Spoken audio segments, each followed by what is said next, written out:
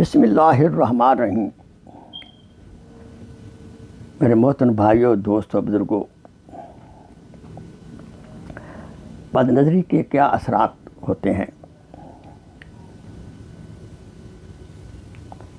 مثال کے طور پر اگر کوئی صحت مند نوجوان شخص کو بخار ہو جائے اور وہ اترنے کا نام ہی نہ لے تو وہ لاغر اور کمزوری کی وجہ سے اس کے لیے چلنا پھرنا مشکل ہو جائے گا،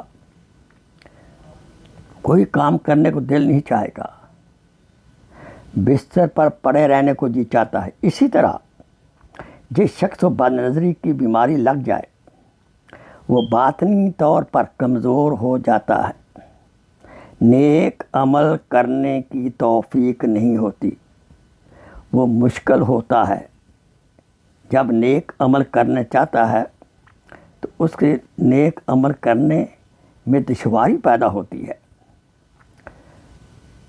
دوسرے لفظوں میں نیک اعمال کی توفیق چھین لی جاتی ہے۔ نیک عمل کرنے کی نیت بھی کرتا ہے تو بد نظری کی وجہ سے اس نیت میں فتور آ جاتا ہے۔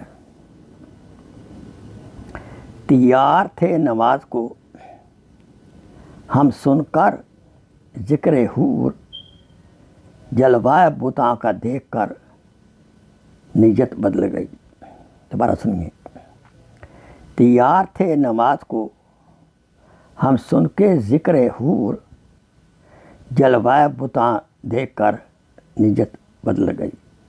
اللہ تعالیٰ سے دعا ہے کہ اللہ تعالیٰ ہمیں بد نظری سے محفوظ رکھے اور اس نظر کا صحیح استعمال کرنے کے توفیق عطا فرمائے۔